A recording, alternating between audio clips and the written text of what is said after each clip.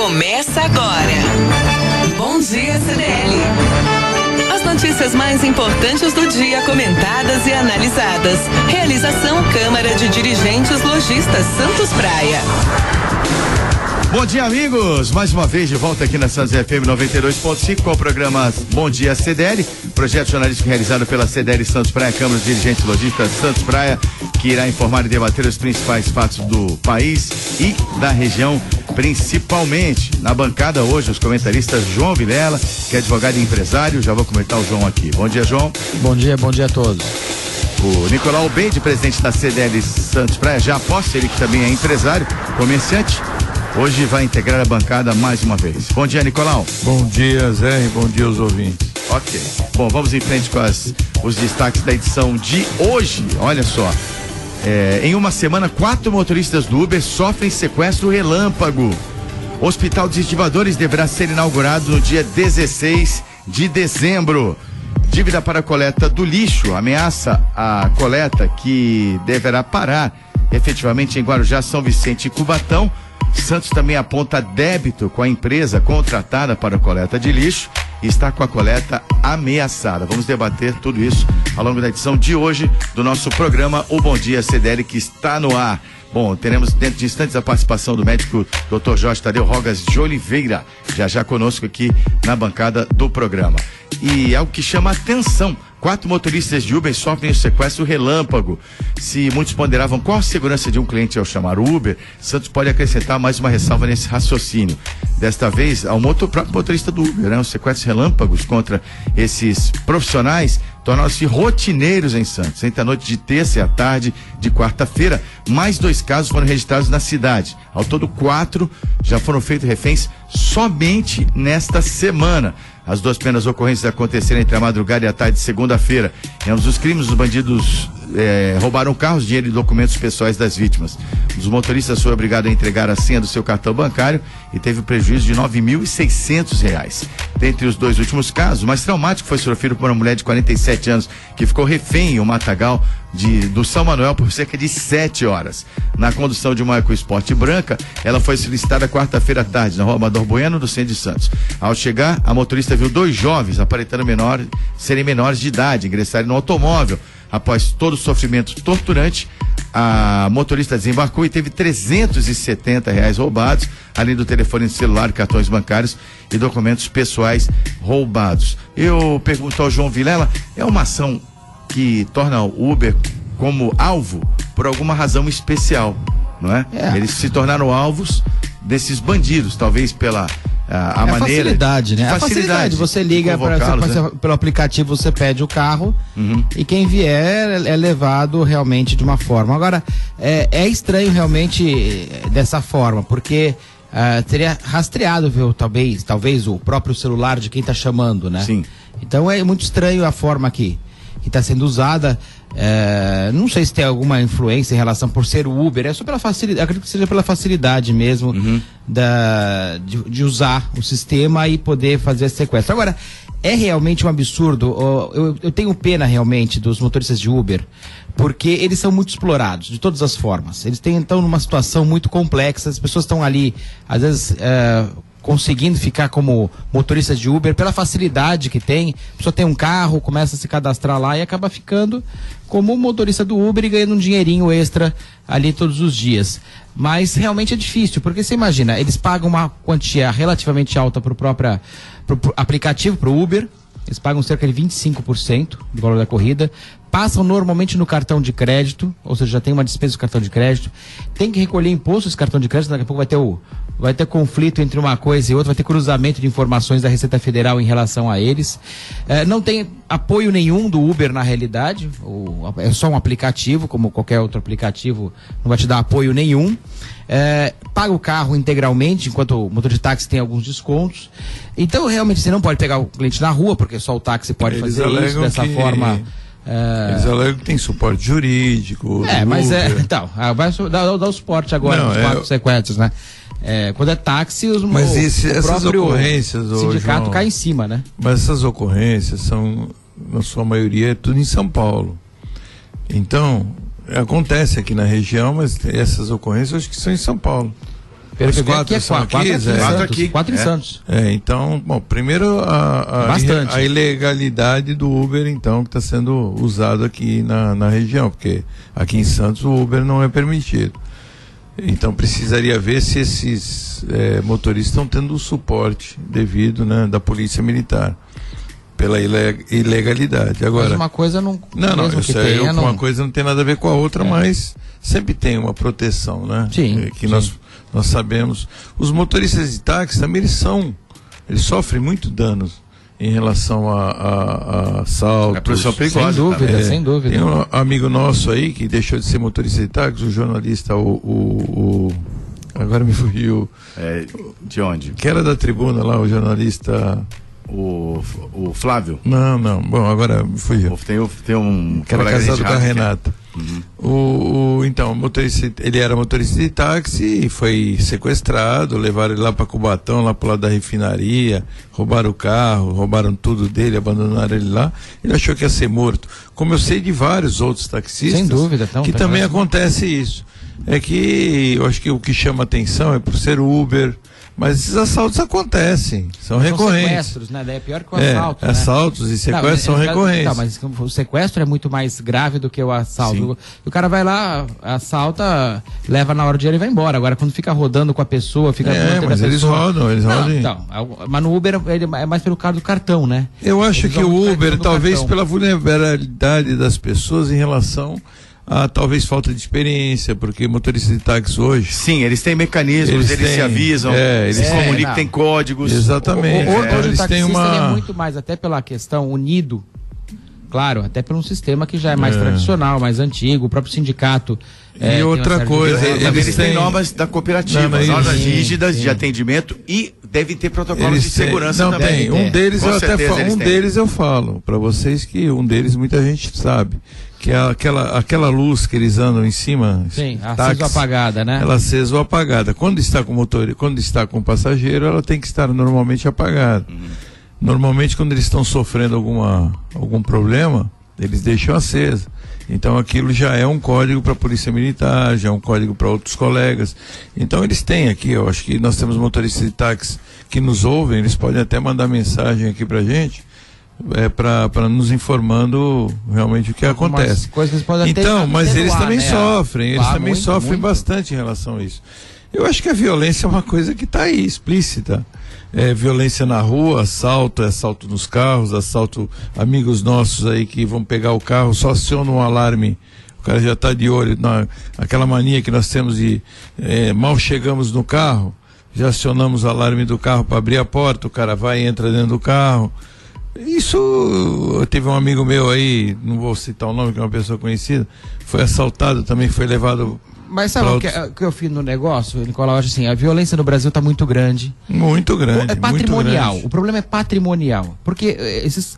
Patrimonial, eles querem o nosso patrimônio, claro, isso? Claro, é exatamente isso. Os crimes são patrimoniais. A nossa incidência de homicídio, por exemplo, na cidade de Santos, isso são dados reais. Ela é praticamente igual ou até menor que alguns lugares da Europa e dos Estados Unidos. O homicídio, agora o latrocínio, agora os crimes patrimoniais são muito maiores, são comerciantes, só comerciantes do mal. O bandido, ele utiliza a questão patrimonial, é o trabalho dele do dia a dia, não é a questão do homicídio. Então esses crimes teriam que ser mais bem utilizados na forma da lei, ter uma punição maior, muito maior. E o grande problema é esse, você chega hoje, teve agora...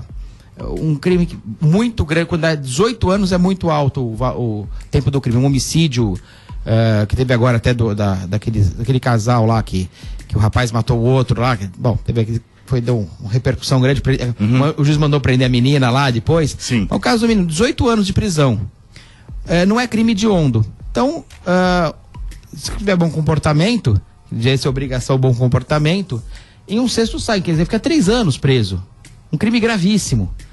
Aí você pega, se for hediondo, se for réu primário, ele vai ter 2/5. Se for reincidente, 3/5 de redução. Quer dizer, a progressão. Porque não cabe mais ninguém na cadeia, né? Então eles estão liberando. Eu falei. Tem alguma coisa errada. Nós falamos na TV, no CDL TV, eu acho que foi na terça-feira, né, Zé? Sim. Com o Sérgio Santana. E falamos ontem também, ontem foi falaremos gravado. amanhã às 11h30. Mas aí tem coisa errada. Mas eu falei até com o vereador Sérgio Santana, que é policial militar e foi secretário adjunto da pasta, de Secretaria de Segurança de Santos, e hoje reeleito vereador, está comentando sobre isso. As cadeias onde cabem 100 estão colocando 400, e a política hoje não é construção de mais cadeias, mais penitenciárias. Hoje é liberar com crimes mais leves. Não, sem dúvida. Então, mas só pedir uma parte aqui, é o seguinte: eu quero convidar o nosso telespectador a acompanhar o CDL TV e o nosso ouvinte.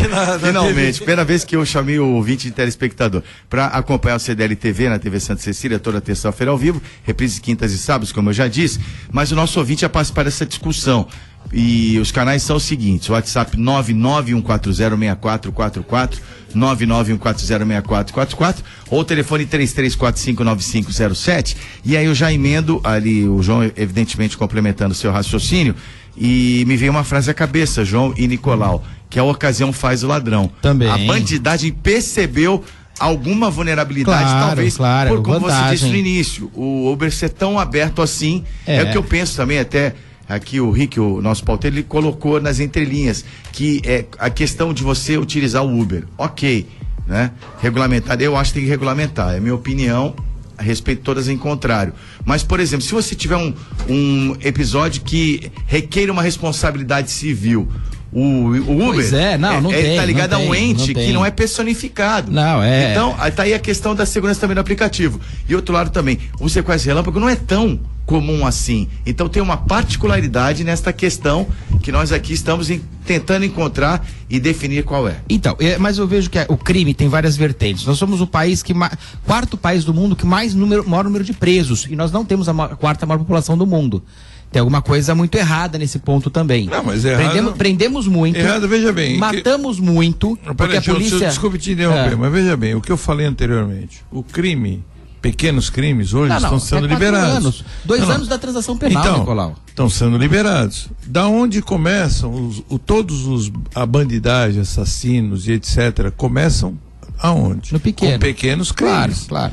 Então a tendência, isso é uma escola de crime. Sim. Né? Tu conhece aquele velho ditado que a nossa avó já falava, que o porco, como é que é? O porco se torce o rabo, torce o seu rabo quando é novinho, né? Desde pequeno. Então, desde pequeno, quando os pequenos crimes têm que ser punidos. Mas aí que com rigidez. Também, mas não é só isso. Nós temos que pensar alguns pontos. Nós somos o quarto país do mundo com o maior número de presos. Isso é muita coisa. E nós não temos a quarta maior população do mundo. Nós somos a polícia que mais mata, nós temos muito mais mortes. E a polícia que mais é morta também. Isso sem dúvida, disparado, pior que Honduras. Honduras é o pior do mundo, hoje. O pior país do mundo hoje em termos de violência urbana é Honduras, civil. Olha, eu vou discordar de você. A polícia americana é uma das polícias que mais mata. Não, mas a brasileira ganha de longe. Olha... E é a que mais morre também, a americana não é a que mais morre. Não, que mais mata. Não, que mais mata, pode ter sido, porque eles têm uma política de rigidez. Sim, são rígidos, sistemas. Mas não se compara ao que a polícia brasileira mata e muito menos o que a polícia brasileira morre. Daí é assustador. Nos Estados Unidos não se compara, não dá 20 anos americanos, não dá 1 ano Brasil. Não dá. Mas você lembra da época que nós tínhamos o Esquadrão da Morte? Sim. Mas tudo bem, não sou favorável. Veja bem, eu quero deixar bem claro aqui no ar que isso não dá certo. Não sou favorável, mas os bandidos tinham medo. Tinham medo, mas depois o policial acaba se envolvendo com a bandidagem, acaba cometendo ilícitos e acaba virando também um ilegal e acaba daqui a pouco se metendo com o crime e ganhando dinheiro com o crime. A gente já viu isso acontecendo no Rio de Janeiro muitas vezes. Você falou em Rio de Janeiro, João, tem um dado aqui importante, na matéria que está no UOL hoje, que em 1 ano a Polícia de Janeiro mata o dobro do que nos Estados Unidos em 1 ano. Vamos lá, deixa eu ver, o atestado tá aqui, até me perdi o raciocínio aqui, você me desculpa. Né? Em 10 anos, a polícia do Rio de Janeiro mata quase o dobro da polícia de todos os Estados Unidos. Exatamente. Só o estado do Rio de Janeiro, a polícia mata 10 vezes mais do que nos Estados Unidos. Isso na cidade do Rio de Janeiro já resolve. E quantos Rio de Janeiro nós temos aí no Brasil? Em termos de violência e agora também em termos do break, né? Mas eu queria só colocar terminar o raciocínio com o seguinte: violência se combate com inteligência e não com mais violência. Com talvez aí também, seja, né? Com punição sem dúvida, mas tem que ser inteligente a punição.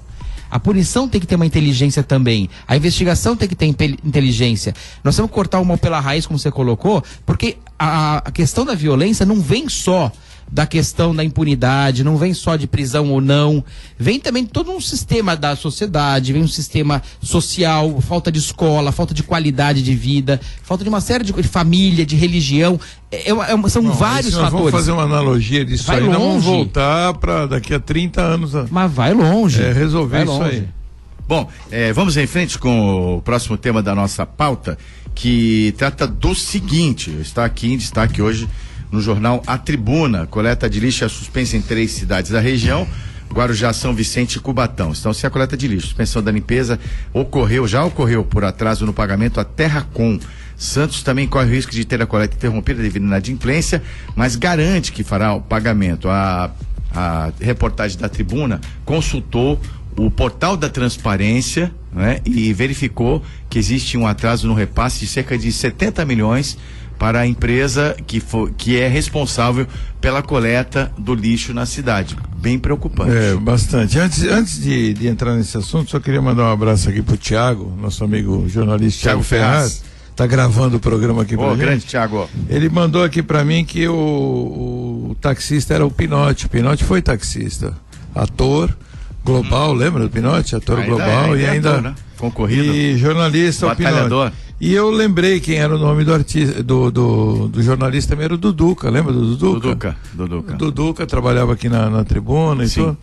Também. Clóvis Monteiro, Duduca. Clóvis Monteiro, professor. Sim. Me deu aula na faculdade de jornalismo. E ele foi também sequestrado. Então, sim, eu queria lembrar. Então, são 2. Você vê. Ele falou aliás, ele parou a trabalhar. Exatamente. E ele ficou traumatizado e parou com preso isso. Foi ameaçado. Ficou no porta-mala de um carro. Teve sérios problemas. É duro. Bom, quanto a esse problema da Terracom, eu acho gravíssimo, né? Ela tem um monopólio aqui da região.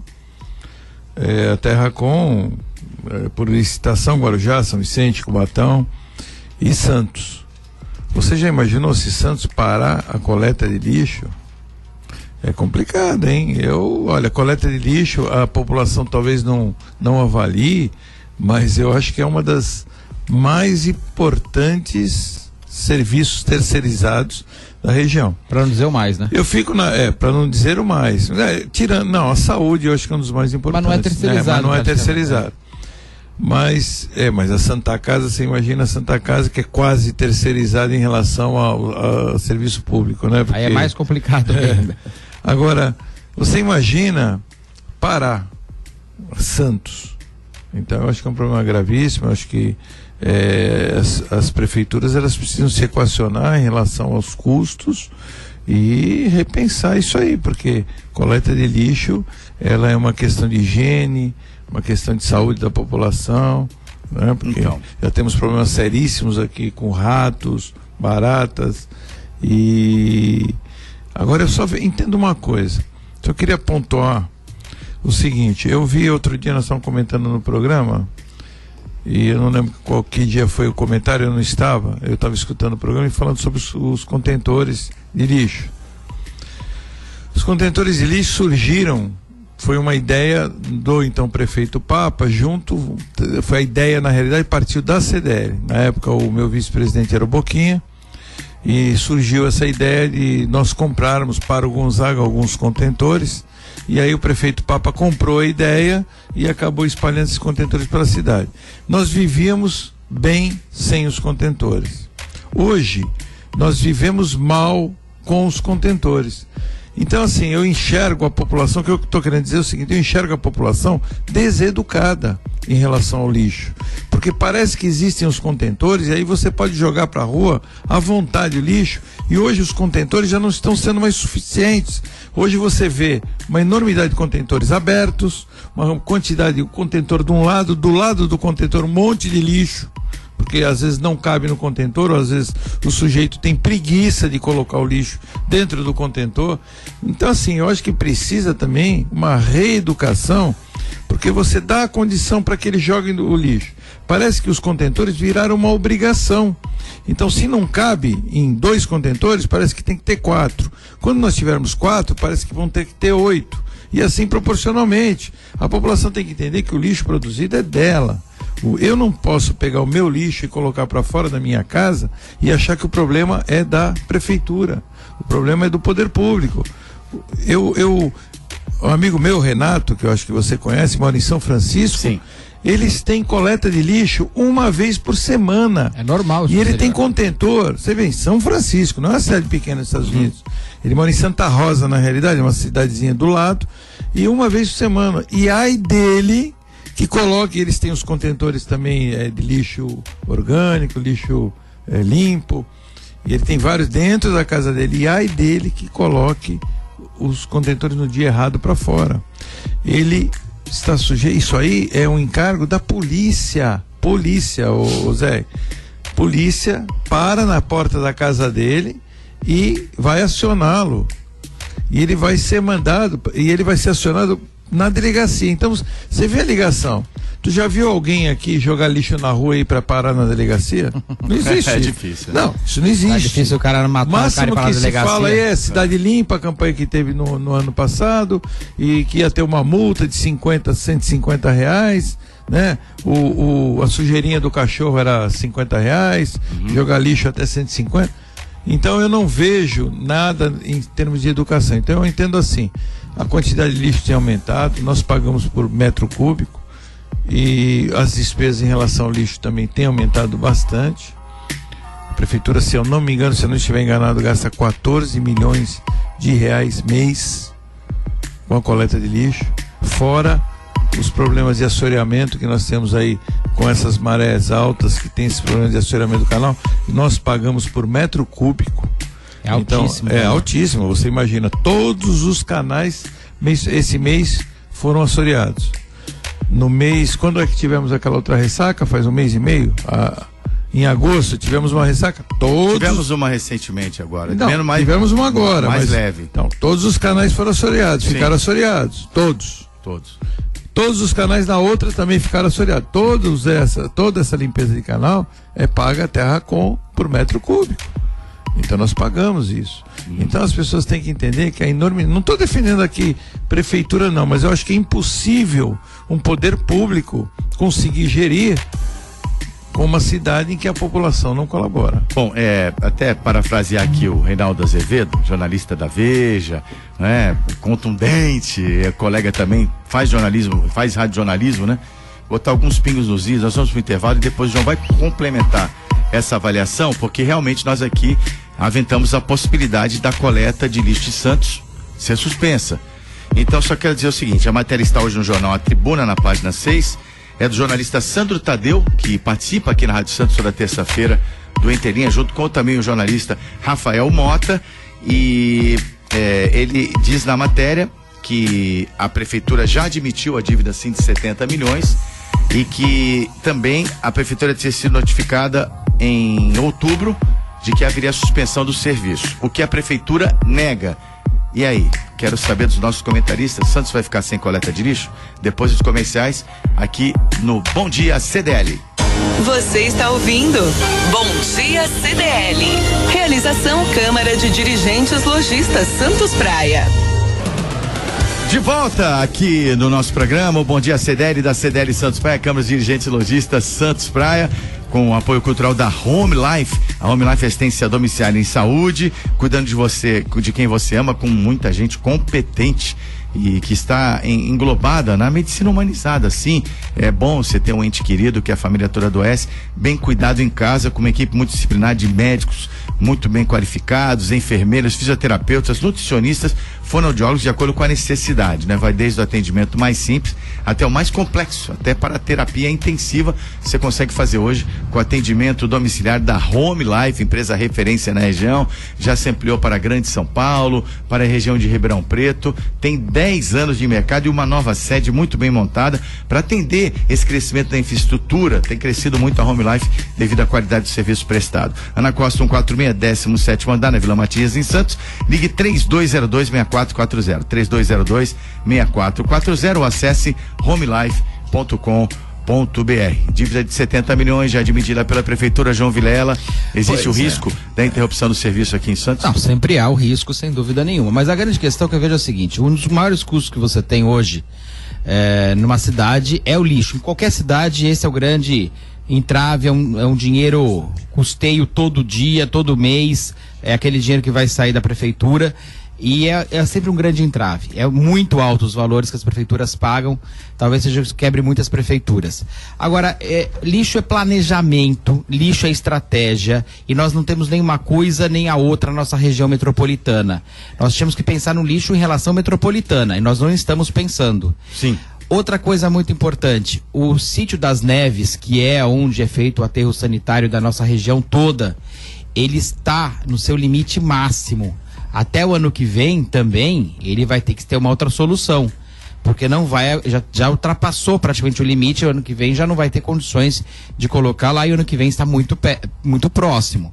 Outra questão, nós temos que, voltando à região metropolitana, é uma questão que os prefeitos têm que se juntar para resolver e ter um lugar adequado, não só para ter um aterro sanitário, mas uma coleta muito mais inteligente. Mais uma vez, a gente falou da violência em relação à inteligência. Coleta de lixo é muito questão de inteligência. Nós não podemos simplesmente enterrar o lixo. Nós temos que ter uma questão da educação, como o Nicolau falou, ter uma educação na casa das pessoas, separando o que é orgânico, o que é reciclável. Tem que ter uma separação muito mais inteligente. Hoje é muito jogado essa questão. Tem que ter um sistema muito melhor para utilizar, inclusive o que é composto orgânico, para gerar combustível. Isso é possível fazer e é fácil de fazer. Eu lembro que o melhor lixão, eu conheci 3 lixões na minha vida. Fora o de Santos, que eu trabalhei com isso na Prodesan, quando foi estágio de engenharia mecânica, era justamente lá na usina de asfalto, que é perto do lixão, e tinha essa questão toda então eu conheci muito bem essa parte toda. E eu, quando fui para a Alemanha, em 99, eu conheci o lixão de Frankfurt, que tem passeios turísticos para ver lá. Eu quis ver como que era o lixão de Frankfurt. E um outro que eu conheci foi de Hong Kong, que é um prédio no centro da cidade. Eles calcularam que era muito combustível gasto todos os dias para os caminhões se deslocarem para a área mais próxima. E eles construíram um prédio urbano, que você não diz nunca que é um lixão lá dentro. É um prédio com comércio em volta, tudo mais, dentro do caminhão lá, e eles fazem toda a separação lá dentro. Reciclam praticamente 90 e poucos %. E aonde era o antigo lixão de Hong Kong, que era um problema sério, que era na cidade, hoje é o Golf Club. E tem todo um sistema de coleta do gás metano, que vira combustível, e é utilizado para todos os táxis de Hong Kong. São utilizados o gás metano produzido no antigo lixão da cidade. Eles estão economizando com inteligência. Outra questão importante que eu conheci em Hong Kong nessa questão de lixo, de saneamento: toda a água utilizada nos vasos sanitários de toda Hong Kong é água salgada, vem do mar. Então eles utilizam o mar, depois eles tratam a água e sai a água limpa de novo. Então é tudo separado de uma forma inteligente. E nós não conseguimos ter um mínimo de estrutura e inteligência. Está muito longe disso. E vamos pagar por isso e pagar caro. Eu vi que na Alemanha e na China, os arquitetos que desenvolvem prédios ecológicos, que tem esse tipo de aproveitamento de água, luz, principalmente luz, né, na parte de iluminação, principalmente na geração de energia. E acrescenta, os arquitetos, eles são premiados, e esses prédios, eles têm um desconto no que seria nosso aqui, IPTU. Tipo IPTU. Então, são desenvolvimentos inteligentes, que nem o João está falando na parte de coleta de lixo, que realmente faz com que existe o incentivo, né, no desenvolvimento, na inteligência, e existe o retorno posterior, que seria a própria população, que vai ser premiada com isso, né? Eu vi, só um outro comentário interessante, eu vi que na China eles perceberam, essa reportagem foi televisiva, saiu na televisão e tudo, na China eles perceberam a quantidade de milhares de pessoas que sobem escada rolante, que sobe a escada, né, dentro do metrô, E eles desenvolveram o próprio movimento regenerativo, o próprio movimento das pessoas subindo a escada. Essas pessoas acionavam um tipo de um alternador, um tipo de um dínamo que estava carregando umas baterias que estavam gerando a própria luz gasta internamente no metrô. Então, assim, sistema de energia alternativa e inteligente. É verdade. Você imagina no metrô de São Paulo quantas pessoas, são milhões de pessoas por dia passando no metrô, você aproveitando aquele movimento das pessoas e reaproveitando aquela energia, é algo muito bom e inteligente. Bom, só para concluir o tema, a matéria complementa aqui o valor mensal que é repassado para a Terracom ficaria superior a casa dos 11 milhões, mas houve um esforço, segundo a Prefeitura, para reduzir esse valor para 8 milhões mensais. Já houve, né? Isso, já houve. Houve esse contingenciamento, acho que foi noticiado, acho que em maio ou junho, que o prefeito anunciou que haveria, até foi questionado se diminuiu o número de garis, e realmente diminuiu, né? Porque nós percebemos que desapareceram aqui das nossas ruas. A Prefeitura disse que não vai acontecer a interrupção do serviço, oficialmente, e que está conversando com a contratada para equacionar os valores devidos. Bom, mais uma notícia é a seguinte: o Hospital dos Estivadores deverá ser inaugurado no dia 16 de dezembro. Foi o que disse ontem o prefeito Paulo Alexandre Barbosa. De acordo com o mandatário da cidade, a organização social ligada ao Hospital Alemão Oswaldo Cruz deverá assumir o equipamento a partir da semana que vem para fazer as ações preparatórias para que o equipamento abra efetivamente no dia 16 de dezembro. O presidente do Tribunal de Justiça de São Paulo, TJSP, Paulo Dimas Mascaretti, tornou sem efeito a liminar decisão provisória que suspendia o contrato firmado com a OAS vencedora da licitação. Vai abrir dia 16, João? Olha, eu espero que abra, porque nós precisamos de mais leitos de saúde, realmente tá uma situação complicada, toda a nossa região, ainda mais agora com o desemprego, as pessoas estão perdendo o plano de saúde, estão precisando se recorrer da questão pública, do sistema público de saúde. Hoje a situação é muito mais complexa. As cidades ao nosso entorno, Guarujá, São Vicente principalmente, está com a questão de saúde pública muito debilitada e está inchando o Santos também. Então tem vários problemas e é importante que abra o mais breve possível esse hospital, que está virando uma lenda, né? São Vicente, Cubatão. Não, toda a região, toda a região. Eu acho mas assim. Só para terminar, Nicolau, está virando uma lenda essa questão do hospital, porque ele foi inaugurado pelo governo Papa. Nós estamos já no segundo mandato do Paulo Alexandre, praticamente. Mas aí agora é um problema de gestão, né? A obra foi entregue agora no final de junho. Mas é muito caro o hospital municipal. Eu já falei que o prefeito Paulo Alexandre tinha que pôr um lacinho de fita e dar de presente para o governo do estado. Sem dúvida, perfeito, é isso mesmo. Porque ali, o custo de manter um hospital como esse já está sendo muito alto. Mas já está sendo muito alto, já pagou 6 agora no começo da utilização dessa OS. Falaram que ia ter 11 milhões. Vocês vão me desculpar, eu não consigo entender da onde sai esse sistema OS, como pode ter alguma vantagem para alguém um sistema de OS, porque é filantrópico, ou seja, imagina no Hospital Oswaldo Cruz, lá em São Paulo, teve essa reunião, fala assim, não, vamos montar uma OS, vamos montar, nós vamos ganhar nada, é zero, porque não pode ter lucro. E não é licitação, o sistema não é licitação, é escolha. É diferente da licitação. Não é uma licitação, é um sistema bem diferente da licitação. Não, eu acho que para administrar a parte de gestão do hospital, não pode ser licitação. Não, é escolha, não é licitação. Está mais do que provado que a licitação, ela não... Sim, mas não o é o melhor sistema sistema. É de escolha. Não, tudo bem. Mas é escolha. Agora, eu fico imaginando, por que um hospital como o Oswaldo Cruz, que é um hospital alemão, de extrema qualidade de São Paulo, alguém na reunião falou assim, vamos montar um negócio aqui que vai dar um trabalho louco pra gente, que vai colocar o nosso nome em jogo, nós vamos ter 1000 problemas legais, inclusive, problemas logísticos para montar um hospital novo. E o que nós vamos ganhar com isso? Nada. É alguma coisa muito estranha. É essa que é o grande ponto que eu me coloco. É tanta filantropia assim, me assusta normalmente.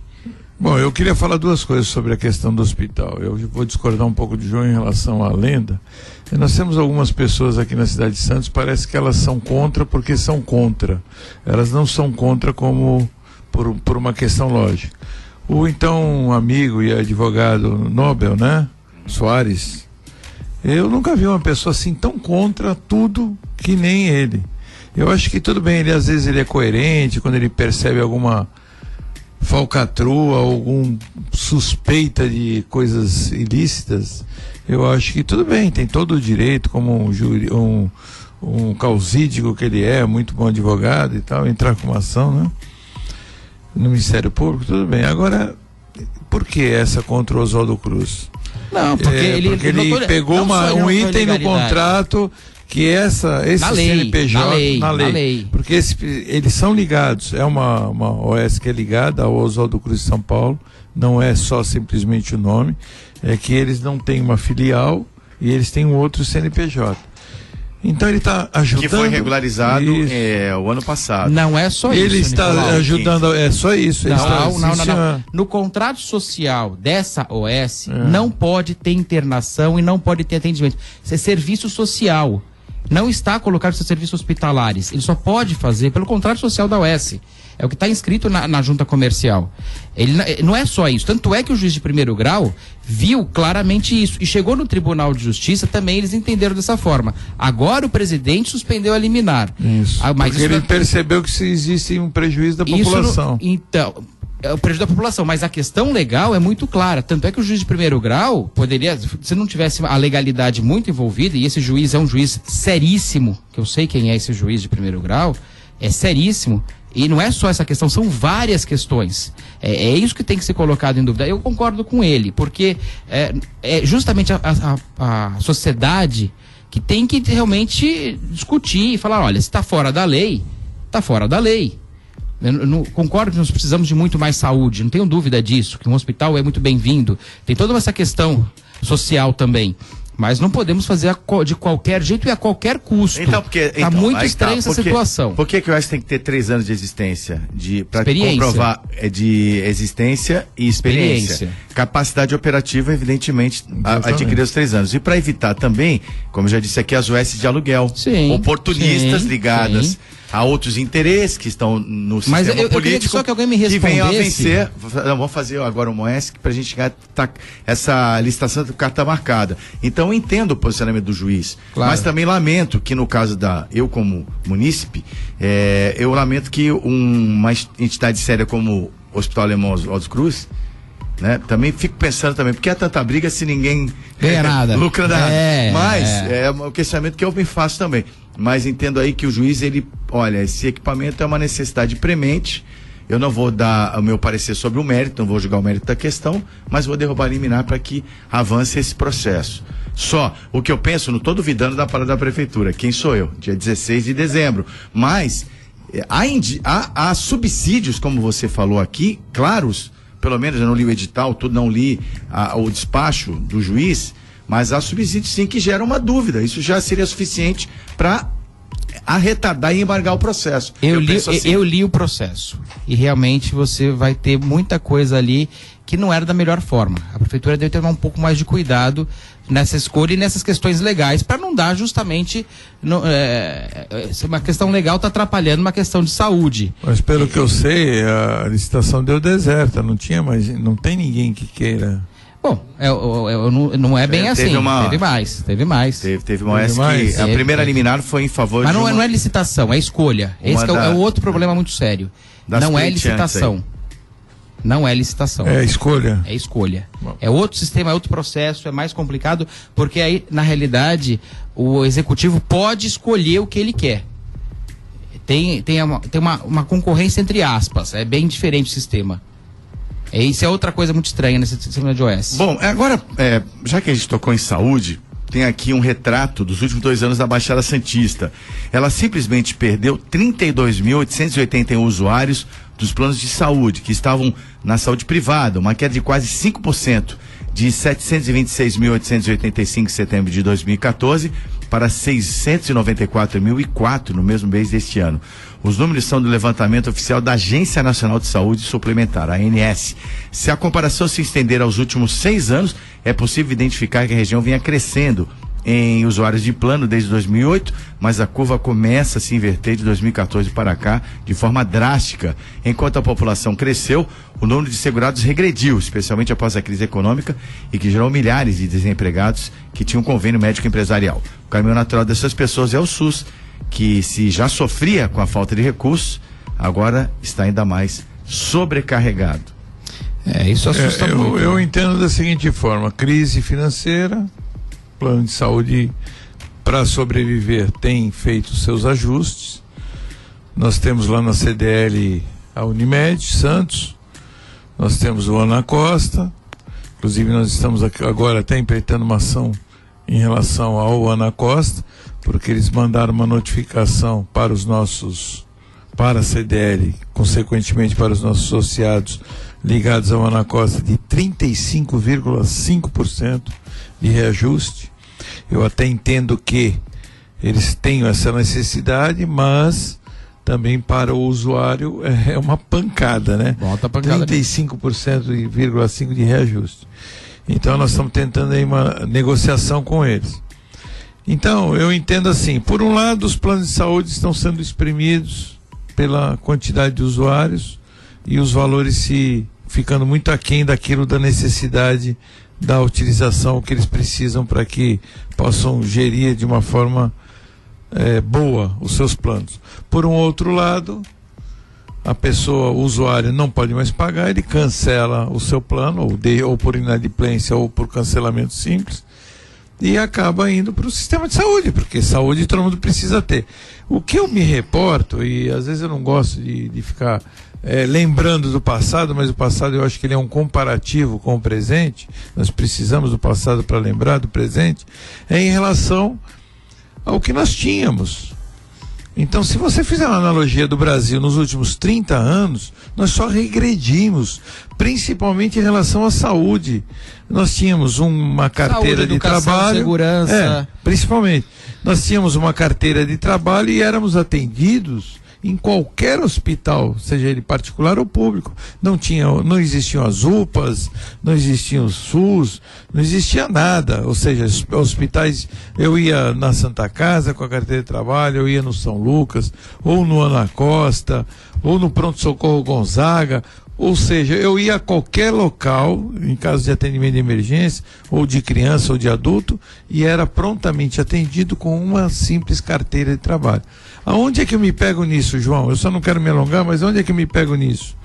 Eu me pego no seguinte: na Constituição de 88 foi criado saúde a todos, né? Ou seja, todo mundo tem direito à saúde, até aqueles que não pagam. E hoje quem utiliza o sistema de saúde, na sua grande maioria, quem utiliza o sistema de saúde público é aquele que não paga, ou seja, que nunca recolheu. Essa é uma polêmica nos Estados Unidos, né? Que inclusive o Trump falou que vai acabar o Obamacare, mas o Obamacare é pago, né? Não, é pago, mas tem uma parte do governo. Sim.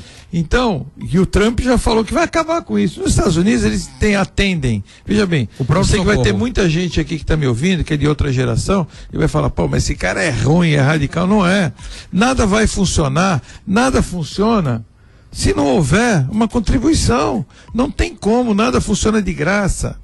Então, o governo querendo gerir uma enormidade dessa, ou seja, diz que cada R$1 que o governo federal paga pela saúde, chega a 10 centavos de fato no usuário da saúde aqui, da população. Ele vem se perdendo em gastos, em burocracia e principalmente em corrupção. Então, mas isso tem que fiscalizar. Não tem como um sistema tão monstruoso desse, inchado, você não consegue fiscalizar isso. Então vamos repetir. Aposentadoria que detonaram o INSS, o sistema que antigamente era o INPS. Detonaram o sistema de aposentadoria. Quando aposentaram todas as pessoas, mulheres acima de 60 anos e homem acima de 65 têm direito à aposentadoria, mesmo nunca tendo contribuído. Isso já é um absurdo, né? Direito à aposentadoria. 2, quando aposentaram todos os trabalhadores rurais independente de ter contribuído ou não. Pescador artesanal. Pescadores, então, sabe, como esse pacote de bondade que foi colocado na Constituição. Tem um custo. Não, estamos pagando, vai ter maldade. Vamos pagando, estamos pagando a conta. Estamos pagando a conta. Alguém leu Maquiavel muito bem, né? Que você dá a bondade aos poucos, a maldade de uma vez, né? E é o que o governo sempre faz no Brasil. Sem dúvida nenhuma, mas nós temos um outro ponto muito importante na questão da saúde na nossa região, que quase 70% dos planos de saúde vem das empresas. E com o desemprego, as pessoas ficam sem plano de saúde. Então, isso também é um outro dado muito importante e acabam indo para onde? Apesar que ele pode se manter no plano de saúde pagando por 2 anos. Mas o pagando com a pessoa desempregada, se não conseguir outro emprego, é duro. Ah, sim. Entendeu? Então, e os planos são caros, realmente. E os planos também são caros porque é um abuso da própria sociedade. Você falou da educação do lixo agora há pouco, mas também tem uma questão que os médicos pedem exame às vezes demais, porque o próprio paciente insiste pro médico para colocar mais aquele exame. Fica muito caro a situação. A gente teve uma reunião, né, Nicolau, em relação ao plano de saúde uma vez com o pessoal do plano, falou, olha, 30% do valor do plano é questão legal, é questão de problema na justiça. Então nós temos uma margem de 30% no valor do plano para ter isso, a gente escutou isso. Então quer dizer, tudo isso aí altera o valor do plano de saúde e incha cada vez mais a saúde. Eu vou falar uma coisa para você, hoje em dia não existe mais consultório médico. Desculpe falar aqui, os médicos me ouvem, inclusive temos aí o doutor que é sempre ouvinte nosso, doutor Mariano Gomes, que me desculpem os médicos, não na sua nem mas todos, mas na sua maioria, hoje os médicos não têm mais consultório. Doutor Mariano hoje os médicos têm Álvaro e à tarde no seu consultório. Hoje os médicos têm verdadeiras clínicas dentro dos seus consultórios. Sim, então quando você vai fazer uma consulta, eles já mandam você assinar, quando é plano de saúde, você já assina uma guia da consulta, assina uma guia que ele, se for um cardiologista, já vai fazer um eletrocardiograma, já vai fazer um outro tipo de exame, então ele faz 2, 3, 4 exames numa simples consulta. E aí ele completa o custo da consulta dele naqueles outros exames que eles fazem.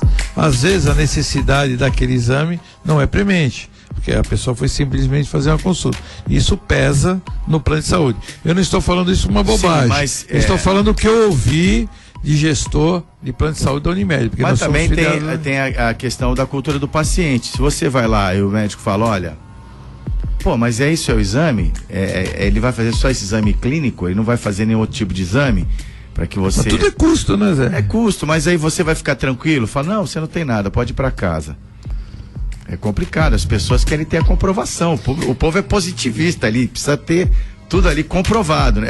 É uma realidade, a cultura é essa. Tem pessoas que pegam um exame e ficam olhando no Google e falam, esse exame está errado, então é meio complicado isso aí, né? Bom, nós vamos ao intervalo comercial, aliás não, vamos ao nosso bloco de apoiadores, certo, Rick Santos? E antes eu quero falar de um especial, que é Design Gallery, que está aqui o comandante da Design Gallery presente, não é? Ô João, 6 vezes consecutivas no Top of Mind, não é? Não é a loja mais lembrada, né, da Baixada Santista, decoração e artigos para o lar, e agora presentes finos também. Mas é um trabalho diário ali, né, João? Nada vem de graça, né? É aquele trabalho ali árduo. Como é que você faz, rapaz? Todo dia tem novidade na tua loja? É uma loucura, isso é uma loucura. E não é uma novidade, são 6, 7, 8 novidades por dia. E agora toda uma linha de Natal, um piso inteiro de Natal em cada loja. É a maior variedade e a maior quantidade de itens de Natal da Baixada Santista, com toda certeza. Bom, aí você equilibra pelo nome design, né? Mas com funcionalidade, tem várias faixas de preço, né? Então, qualquer tipo de presente, um presente bacana, que vai ser muito útil para alguém e vai também agregar valor, assim, em termos de beleza, de ser uma peça realmente elaborada, isso aí pode encontrar tranquilamente na Design Gallery, né? Muita novidade, preços muito bons e marcas inovadoras, muita coisa nova. Preciso passar por lá, hein? Aí na Marechal Deodoro 98, ali perto da minha casa, Azevedo Sodré 3 do Boqueirão, em Santos. Design Gallery conosco diariamente aqui no Bom Dia CDL, que para pro intervalo e volta já. Você está ouvindo Bom Dia CDL. Realização Câmara de Dirigentes Lojistas Santos Praia. Bom, vamos ao último bloco do programa Bom Dia CDL. Daqui a pouquinho mais jornalismo de qualidade aqui na Santos FM com Rafael Mota, jornalista Rafael Mota, e o Entre Linhas a partir das 8 da manhã. Quero agradecer aqui a audiência do Álvaro de Lima e também do Armando Barreto, nos desejando aqui um ótimo feriado, a nós também, a vocês também, E é um prazer termos audiência aí de ambos e de todos que prestigiam diariamente esse projeto comunicativo. Segunda-feira vamos estar aí, né, Zé? Da CDL Santos Praia. Estaremos aqui, sim.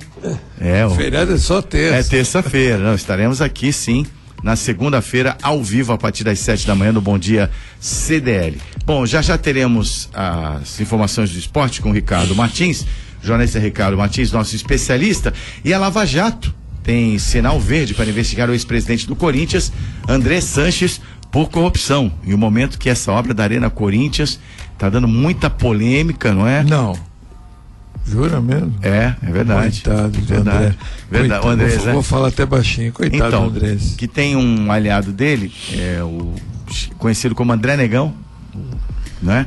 Que era diretor do clube, que teria recebido R$500 mil de propina. Eu fico pensando, puxa vida, só 500 mil, né? Parece brincadeira, né? É uma piada pronta, né? Dentro dos valores da Lava Jato, R$500 mil, parece que é uma coisa assim irrisória. Nós temos que lembrar que quando a gente fala Lava Jato, a gente fala de Petrobras. Na realidade, todo esse dinheiro veio da Petrobras. Que o BNDES, no caso do Corinthians é BNDES. Mas quando você fala em Lava Jato, a base é a Petrobras. Você fala, ainda não está... Não tem o BNDES ainda não conseguiu abrir a caixa preta ainda. Você se lembra porque Lava Jato? A operação começou no posto de gasolina de um doleiro. Em Brasília. Aí eles chegaram no doleiro maior, né? Que era o Alberto lavanderia de roupa e tinha Lava Jato de carro em posto de gasolina. Olha o que virou, olha o que virou isso aí. História, sem dúvida, olha o que virou isso aí. E é uma coisa assustadora porque... Mas na delação premiada, desculpe te interromper, mas na delação premiada, no caso do André Sanches, do Marcelo Odebrecht, a Odebrecht declarou que construiu o estádio do Corinthians para agradar. Foi um presente. Agradar, não foi presente, agradar, não, falou explicitamente. O presidente da República. Isso. Então, o Emílio Odebrecht, o patriarca da família. Inácio Lula da Silva, o mais conhecido como Barbudo. Mas da onde veio o dinheiro da Odebrecht? Da Petrobras. Eu sei que veio do BNDES também. Mas tudo que a Lava Jato investiga, ela só pode investigar. O crime começou por causa da Petrobras. Então tudo que vem é ligado uma coisa na outra. Tanto que o primeiro preso da operação, vocês lembram bem, foi o Paulo Roberto Costa, diretor da Petrobras. Sim. Mas olha o que dilapidaram a Petrobras. Até que a Petrobras está com prejuízo até hoje altíssimo, porque realmente fizeram coisas do arco da velha. 16 bilhões e meio. Esse terceiro maior prejuízo da história está aqui na nossa pauta. Aí teve vários fatores, mas acabaram com uma empresa que era uma das maiores do mundo. É assustador. E muita coisa. Comprar ações da Petrobras era um grande negócio. Era um grande negócio e depois virou um péssimo negócio. Hoje, quem puder segurar, segura, porque é uma empresa. Não, melhorou muito. É uma empresa de altíssima rentabilidade, Nós vamos lembrar que no começo no governo Dilma estava em R$5, está em 15. Melhorou muito. E tende a melhorar. Mas você vê como dilapidaram essa empresa que é monopólio. Só esse negócio de Passadilma. Eu ia falar Passadilma. Passadilma. Eu ia falar Passadilma, não sei por que ia falar isso. Já passou, já. Passadina. Já foi uma coisa assustadora. O valor colocado numa refinaria nos Estados Unidos. Pra que isso? Agora, ontem eu só queria fazer sobre essa notícia do Andrés. Então, quem examinou lá o PowerPoint da Dilma foi o Nestor Cerveró. Olhou bem, né? Olhou em cima e embaixo. Ele olhou de cima a baixo, né? Ele olhou de cima a baixo. É verdade. Que maldade. Agora, eu só queria falar sobre o André Sanches. Era evidente e notório que esse estádio do Corinthians teria saído de alguma que não seria, e fora o que forem conseguirem levantar em cima da construção, que, se eu não me engano, iniciou com 200 ou 300 milhões, era isso? O estádio do Corinthians terminou com 600. Era mais. Terminou com 650 milhões. Não, mais? Foi bi, chegou a um bi. Ou era 600 milhões e terminou com 1 bilhão e 200, foi isso? Eu lembro que era 800 milhões, né? E subiu para 1 bilhão e 200 mais ou menos. Eu não lembro direito o valor, eu sei que o valor aumentou em mais de 60%. Agora, o que eu queria notar é que é óbvio que isso aí ia acontecer, o esclarecimento em relação a isso tem que ser apurado e tem que se pagar os corruptos envolvidos. Agora, como ficaria a situação do Corinthians, né, em relação a isso? O estádio seria desapropriado? como é que funcionaria? Essa é a pergunta que eu faço. O Corinthians está questionando o valor da presente? obra. Não foi presente isso aí? Presente ganhou, presente de graça. Presente de grego, né? Porque aí você denota, no mínimo, ali, mas é 2 mais 2, tráfico de influência, pô. Mas que presente esse que foi pago assim tão caro, hein? Presente caro esse aí, né? Bom, vamos pra falar mais ainda quer dizer, isso é paralelo ao esporte, mas agora o Brasil teve uma grande vitória ontem, 3-0 contra a Argentina, e temos nosso especialista na linha. Bom dia, Ricardo Martins. Opa, legal, bom dia a você, Zé, bom dia ao ouvinte ligado na Rádio Santos, aos nossos comentaristas, e eu tô decepcionado com a seleção brasileira, pra te falar bem a verdade, viu, Zé? É verdade? Você esperava um 7-1 na Argentina? Esperava um 7-1 na AFA, né? O time ruim, esse time dos irmãos teu aí, vai ficar fora da Copa do Mundo. O Brasil podia ter feito 4, 5, 6, 7, mas vou falar pra você, 3-0, ficou de ótimo tamanho. Grande vitória da seleção brasileira, o quinto jogo, né? Sob o comando do Tite, a 5ª vitória, e ontem contra um rival, uma vitória espetacular da seleção brasileira. O Brasil lidera com folga as eliminatórias para a Copa do Mundo da Rússia 2018, e o Tite vai poder repetir o mesmo time, né? De terça para quarta-feira, 00:15, contra o Peru em Lima, né? Ontem o torcedor fez uma grande festa no Mineirão, palco do 7-1, o maior vexame da história do futebol brasileiro, mas ontem o jogo terminou com um olé e o torcedor aplaudindo demais a seleção brasileira, que fez uma grande apresentação. Felipe Coutinho, Neymar e Paulinho fizeram os gols da seleção. Lembrando ao torcedor que no final de semana não temos rodada do Campeonato Brasileiro, porque de terça para quarta-feira a seleção brasileira entra em campo. O Brasileirão volta na próxima quarta e também na quinta-feira. Você gostou da seleção, Zé? Gostei bastante, né? Mas me surpreendeu negativamente a Argentina. Tá muito mal. Será que o Edgardo Balsa vai seguir até o final da eliminatória? Eu acho que tá fora. É difícil, hein? Fora. É difícil. Vocês lembram do Milton Buzetto, conhecido treinador brasileiro de alguns anos atrás? Milton o quê? Milton o quê? Buzetto, tá. que era o chamado senhor Retranca. Sim. Vocês lembram dele? O Edgardo Balsa, o Paton, é o Milton Buzetto que fala espanhol. É verdade. Adora uma retranca, adora jogar lá atrás. A AFA, a Associação de Futebol Argentina, tá marcando bobeira. Podia trazer o Dunga pra Argentina, eu ia adorar.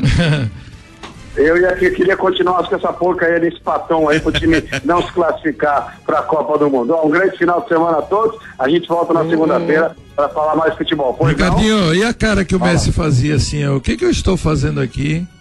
Na verdade, aquilo é um espanholzinho travestido de argentino, né? Ele fez toda a carreira dele na Espanha e defende a seleção da AFA. Ontem, realmente não conseguiu jogar. O Fernandinho começou marcando ele, tomou 2 cartões, né, com 10 minutos, mas aí o Tite, que não conhece nada de futebol, trocou a marcação, colocou o Paulinho para marcar o tal do Messi, e o Messi não jogou mais absolutamente nada. Grande vitória da seleção brasileira. Segunda-feira a gente volta para falar mais de futebol aqui na Rádio Santos. Para apoio cultural de Armazém 26, materiais elétricos e hidráulicos de limpeza, no centro de Santos, Praça da República, número 35. Você liga 3221-3396.